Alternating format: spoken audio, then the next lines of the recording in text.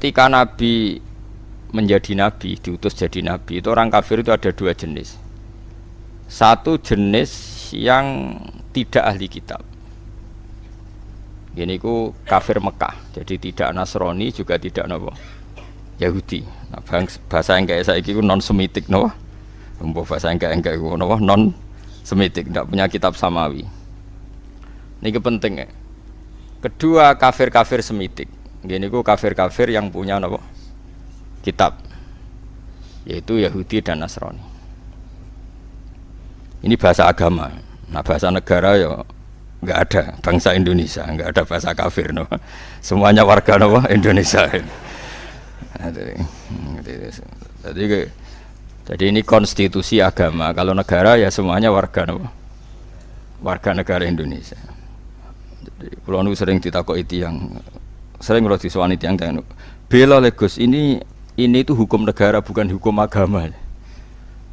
Jawan kula nek ora melok ngomong kon bela aku wis pokoke biasa wae cara kula. Dengerin ya. Nak sampean kepengin maknani Quran sesuai tradisine ulama sing musalsal ila Rasulillah sallallahu alaihi wasallam, itu mikire ngoten nggih. Saya ulang lagi ya. Orang kafir itu ada dua. Satu kafir yang tidak punya kitab samawi atau disebut musyrik, musyrik Mekah.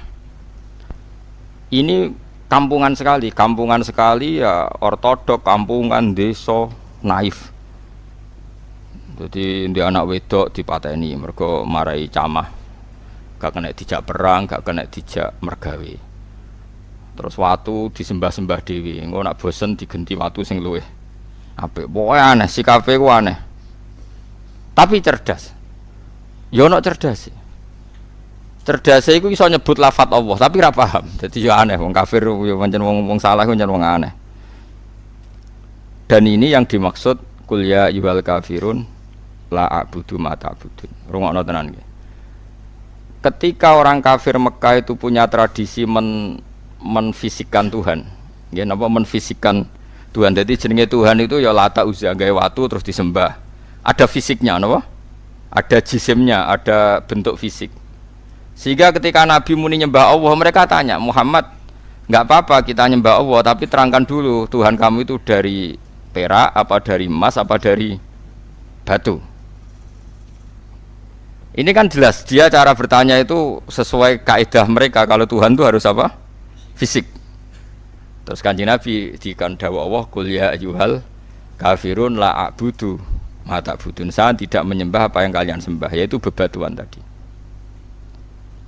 Andaikan orang kafir ini kok kafir Yahudi, tentu enggak ada ayat la a'budu ma ta'budun, karena orang Yahudi itu penyembah Allah, yaitu mereka nyebut Yahweh.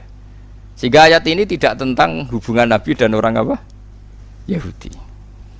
Ya iki rada jelimet ben ki rada pinter. Sajane aku ya ora menarik cara-cara. Tapi kena sing sekolah iso dadi dokter. Lah maksudnya kan rada jelimet. Tak ulang lagi ya. Sehingga qul ya ayyuhal kafirun di ayat itu diartikan kafir apa? Mekah, yaitu yang masih menfisikkan apa? Tuhan. Napa yang masih menfisikkan apa?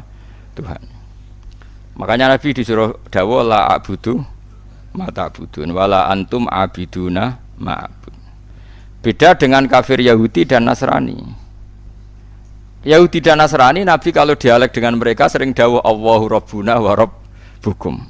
Karena orang Nasrani ya yang ngakui Tuhan Allah, meskipun menambahkan Tuhan Bapak dan Tuhan Ibu dan Tuhan Anak, tapi kan tetap Tuhan induknya Allah. Orang Yahudi nyebut Yahweh.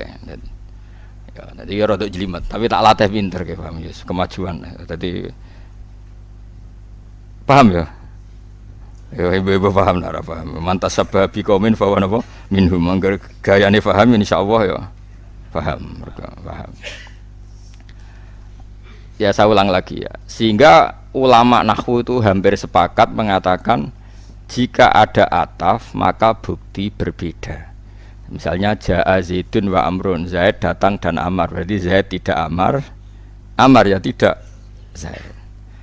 Karena al-atfu yaktadi taghayur, kalau ada ataf berarti orangnya beda. Nah, padahal di surat Juz Amma itu kan ada lam yakunil ladzina kafaru min ahlil kitabi wal musyrikin. Jadi orang kafir itu satu min ahlil kitab, dua wal musyrikin. Artinya musyrikin gaya kafirnya beda dengan gaya kafirnya ahli kitab. Ahli kitab gaya kafirnya beda dengan wal musyrikin karena pakai apa?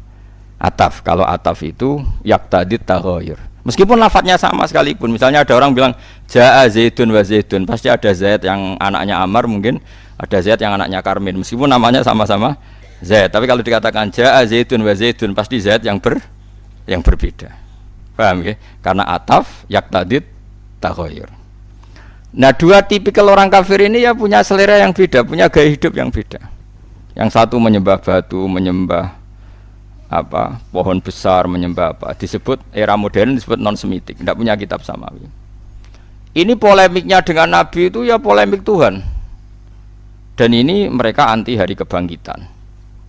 Beda dengan kafir ahli kitab, mereka kan tidak anti ahli kebangkitan, cuma mereka mengklaim kalau mereka yang ahli surga, yaitu kalau orang Nasrani mati misalnya kan sudah tenang bersama Bapak di surga. Kalau kafir Mekah nggak percaya adanya surga. Makanya mereka protes, Muhammad masa sudah jadi tulang belulang menjadi manusia lagi, itu tidak mungkin. Apa ada kafir Nasrani yang bilang demikian? Kan tidak ada. Yang bilang begitu kan kafir ahli kitab. Karena maksudnya yang bilang gitu orang musyrik Mekah, yang ahli kitab kan bilang surga itu milik kita. Nah, problemnya sekarang orang mengkaji tafsir sudah tidak sedetail ini, sehingga kafir ini semuanya kafir, semuanya tauhid.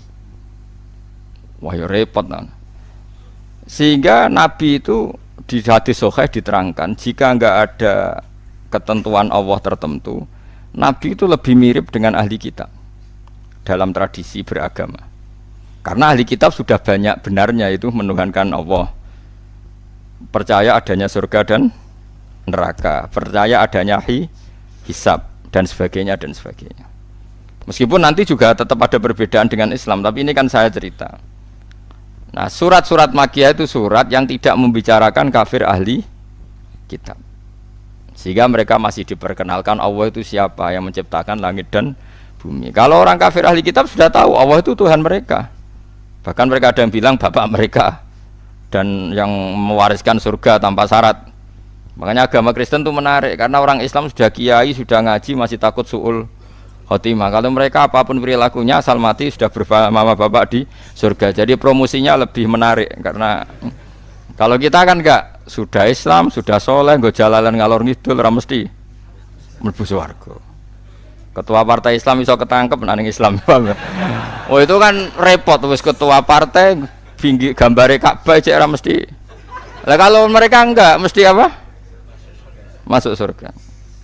Kita enggak. Sudah kiai, dia murid suida ewi, somi berkabeh, cik sul khotimah, cara kiai-kiai, jenenge kiai sapa? Barseso. Jadi loro. Jadi orang Islam itu loro. Kalau mereka enggak, mbok bedua, mbok narkoba, mbok pengedar narkoba, asal mati ya bersama bapak di. Nah, makanya ini terus kita tidak beda dengan mereka dalam bab percaya surga dan neraka dengan ahli kitab. Tapi dalam hal ini kita tidak mengkritik mereka dalam hal percaya surga neraka. Nabi ngadepi kafir Mekah luwih angel, mergo ora percaya swarga neraka, ora percaya kuburan, ora percaya macam-macam. Luwih angel. Lan akhire keterusan ora kepercaya donga tok mayit bareng iku ya rontok sisa-sisa niku asline. Mergo anggere wis mati iku dianggep wis bar. Repot. Tapi coba jero-jero. Mari fitnah. Tapi kalau mau cerita tok, jadi sholat mayit itu artinya ndongakno mayit. Cuma gayane nganggo sholat, sing sitok gayane nganggo tahlil. Tapi nak kowe dituntut, tapi nak sholat mayit ana sunah, ana tuntunane Nabi, nak tahlil ora ana. Ya kowe kudu ngalah pancen yo ngono tenan, sitok ana tuntunan itu. Tapi nak sing sitok ingkar donga iku ora penting kanggo sing mati iku jelas keliru. Wong sholat mayit iku wonge ya wis mati. Ya kudu ndongakno napa?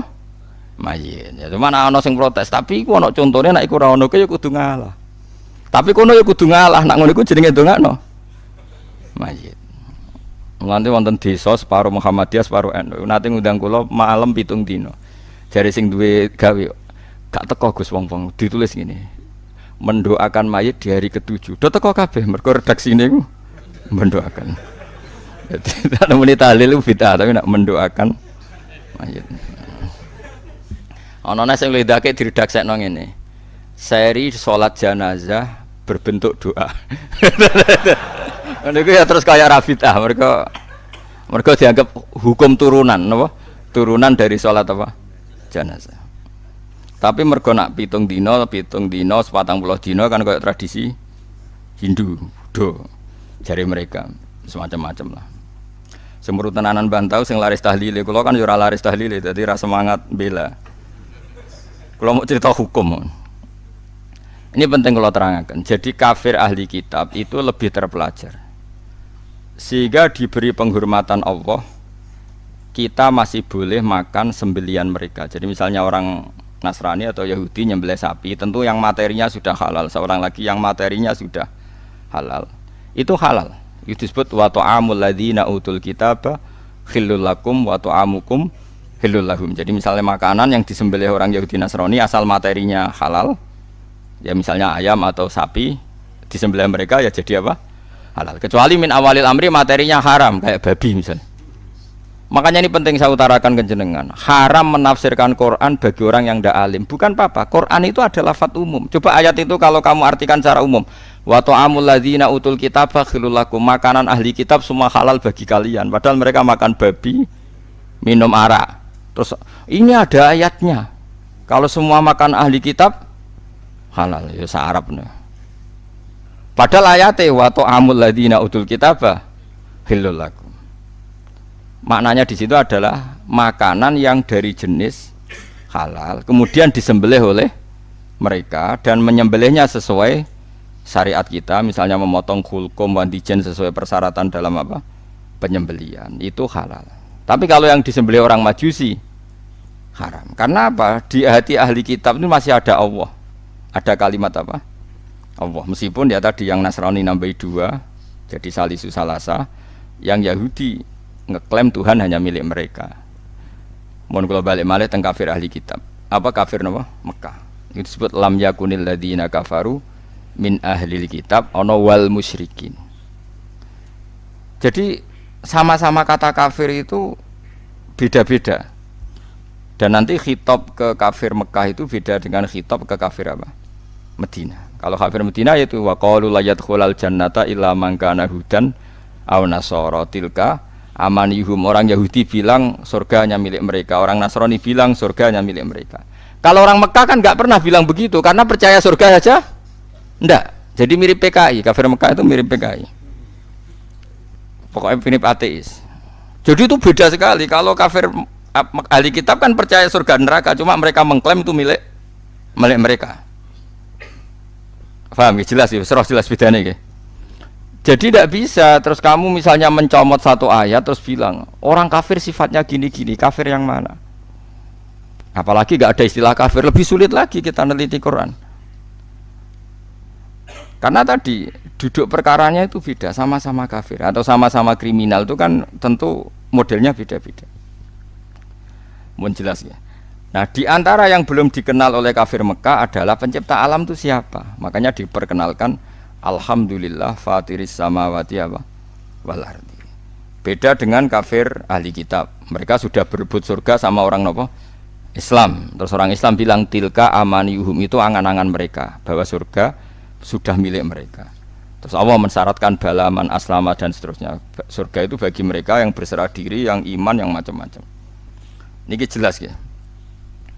Sehingga ini dengerin ya. Ketika ada pertarungan ideologi dunia antara ateisme, misalnya komunis, kalau bahasa Arab itu syuyu'i, atau kalau bahasa Arab kuno namanya mu'attilah. Ateis itu bahasa Arab kuno namanya apa? Mu'attilah, orang yang tidak percaya Tuhan. Kalau bahasa Arab modern sekarang namanya syuyu'i, apa? Syuyu'i, karena komunis rata-rata berfaham apa? Sosialis, makanya disebut syuyu'i. Syuyu'i sama rata, sama rasa, dari kata syuyu'. Syuyu'i itu podo ae. Kalau orang Islam, para kiai-kiai kita, guru-guru kita disuruh milih antara PKI dan Kristen, milih Kristen. Antara PKI dan Yahudi, milih Yahudi. Kebetulan Indonesia nggak tahu no Yahudi, alhamdulillah. Sehingga ketika mendirikan negara ini, Kristen Katolik diterima sebagai warga negara, tapi PKI komunis tidak disisahkan sebagai apa? Sebagai ideologi di Indonesia.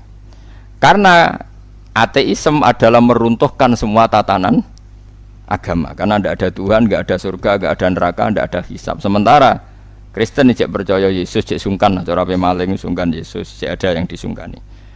Yahudi tidak masuk karena secara fisik memang tidak ada di Indonesia. Ini penting kalau utara supaya clear. Jadi karena di bab ketuhanan itu yang paling dikritik oleh Quran itu ateisme. Kalau orang Yahudi Nasrani itu dibenarkannya itu masalah jumlah. Masalah apa?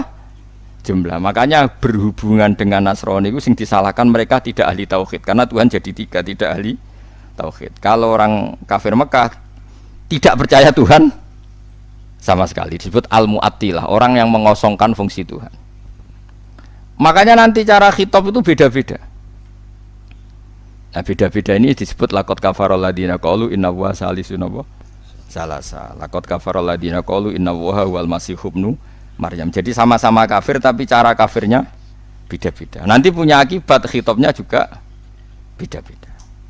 Lalu kalau jenengan tanya, lalu cara mengislamkan mereka bagaimana? Ya tentu itu hanya ikhtiar, kabeh anut takdire pangeran. Carane beda-beda. Kafir Mekah carane Islam luwih naif. Luwih lucu.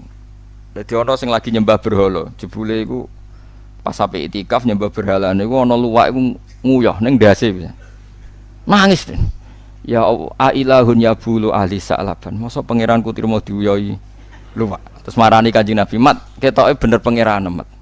Pangeranku iku kacau, Mat. Trimo diuyahi luwak." Dadi carane Islam iku yo naif-naif, maksudnya iku ya mergo saking mau sen. Jadi ana sing nggawe sembahan iku roti kok makanan, bareng lesu dipangan. Terus aku masuk Islam lebih, pangeranku sentek. Mergo nggawe pangeran iku roti bareng lesu akhire dipangan. Ngono meneh duwe pangeran disembah, dipuji-puji ning kamar. Anake wis masuk Islam. Barang anak masuk Islam, pangerane mau dibuak ning comberan. Cara saiki ning sampah, ning tong sampah. Lah dhisik iku ana sampah sing mahdhaful khat. Wong khat nak buak barang nang kono. Bareng dibuak, bapake ngamuk di pangeranku, kula buak ning tong sampah. Dinteni ning dhuwur. Bareng gak iso tangi dhewe. Pangeran kok ora tangi dhewe dinteni. Pangeran kok ning sampah ya kok tenang ae terus. Anake ditakoki, "Kowe pangeranmu sapa?" jare Muhammad. Allah yang punya aras yang di langit sana. Ya sekandakno Muhammad, aku nganggo pangerani kowe gitu. Karena ya tadi persaingannya masih tentang Tuhan. Beda persaingan dengan orang Nasrani tentang klaim. Tentang apa? Tuhan ini milik siapa? Nah, cara wong liberal kan milik bersama. Akhirnya ra ono Kristen, gak ono kafir. Tuhan milik bersama itu cara ilmu hakikat, tapi asal dunia itu pasti ada klaim. Ada apa? Nasrani mengklaim Allah itu Tuhan mereka sehingga mereka masuk surga tanpa syarat. Orang Islam ya mengakui itu Tuhan mereka, cuma orang Islam lebih sopan. Tetap butuh amal soleh, butuh husnul khotimah, macam-macam. Lalu Nabi terbaik siapa? Orang Islam yakin Nabi terbaik Nabi Muhammad. Orang Nasrani Nabi Isa. Orang Yahudi Nabi Musa. Sehingga ketika periode Madinah itu anggar jotos-jotosan itu perkara itu. Jare wong Yahudi, wah Musa nabi paling keren. Kau ono nabi koyok Musa. Sing jare wong Islam, nabi paling keren Muhammad. Kau ono nabi koyok Muhammad. Jotos-jotosan. Nah ini ketok bijakin nabi bareng sahabatnya jotos-jotosan. Kena apa kayak jotos-jotosan? Niku Kanjeng Nabi niku darani Musa luwih afdal timbang jenengan. Tapi apa jawabannya Nabi? La tufaddiluni ala Musa. Wis kowe ora perlu mulya-mulyakno aku berlebihan ngalahno Musa. Musa mbek aku sak level. Jadi Nabi ora kok muni aku luwih afdal timbang Musa, ya ora apa-apa ana wong muji Musa, wong iku ya tak puji. Mbek wong Nasrani ya begitu tuh kearifane Rasulullah. Dan itu mengundang simpati karena Nabi tidak kumo luhur langsung bilang bener kowe, Musa iku anak buahku iku ora tau. Ora ono ngono. Begitu juga dengan Isa. Nabi Muhammad itu rileks saja ketika di Madinah orang Yahudi itu puasa hari apa? Asyura. Nabi ya rileks saja. Beberapa sahabat disuruh tanya. Itu di depan umum. Tanyakan orang-orang Yahudi itu kenapa puasa hari ya ke-10 Asyura itu. Ya ini hari yang dimana Allah menyelamatkan Musa. maka kita puasa. Nabi Muhammad jawab rileks, nahnu ahaqqu bi Musa, kita pun berhak menghormati Musa. Kemudian Nabi menyuruh para sahabatnya puasa hari apa? Asyura. Ya sudah, rileks saja Nabi. Jadi perdebatan di Madinah ini sudah perdebatan klaim, perdebatan apa? Klaim. Jadi polemiknya lebih spesifik. Tapi lebih menguntungkan Rasulullah karena ada dialog. Ada dialog, ada percaturan agama. Beda dengan di Mekah. Mat, kowe kok sujud itu ngeleti apa, Mat? Untuk apa? Mergo wis ora paham blas pangeran apa iku wis ora paham. Wis beda waduh. Nah, kuliah ayyuhal kafirun itu turun di Mekah. Nah, yang di Madinah itu yang istilah-istilah ahli kitab. Nah, itu para ahli tafsir itu meneliti itu sampai detail sehingga nanti kalau membaca Quran itu kelihatan sekali pola-polanya tentang apa. Akhirnya tes-tesan itu jadi lucu. Wong itu sak pinter-pintere iku kan klaim. Ngrungokno tenan, ben iki dadi pinter. Wes moke sampean anut aku iso dadi dokter ahli tafsir. Ya keliru-keliru lah jawabane pokoke. Akhirnya begini misalnya. Ketika Rasulullah Muhammad mengatakan saya ini punya kitab suci yang namanya Al-Qur'an. Jare wong Yahudi sraono jenenge manusa kok diomongi pangeran langsung. Ini sajane orang Yahudi ngomong gitu hanya nuruti sentimen Muhammad tuh enggak nabi. Tapi dia keterucut, enggak ada manusa kok diomongi Allah langsung. Akhirnya Quran turun kulman anzalal kitabal ladzi jaa bihi Musa. Jadi Kanjeng Nabi aku ora nabi ora apa-apa, ora diomongi pangeran langsung enggak apa-apa, tapi Musa ya ora nabi pisan, ora ana wong sing diomongi pangeran. Nah aku ora nabi ya Musa ora nabi pisan. Gak sido mat ngono gak sido. Padha nabine lah. Jadi polemiknya sudah lebih jelimet. Ma anzalallahu ala basarim min syai. Kul man anzala kitabal ladzi jaa bihi Musa nura wa hudal linnas taj'alunahu qarati satubduna wa tukhfuna katsira.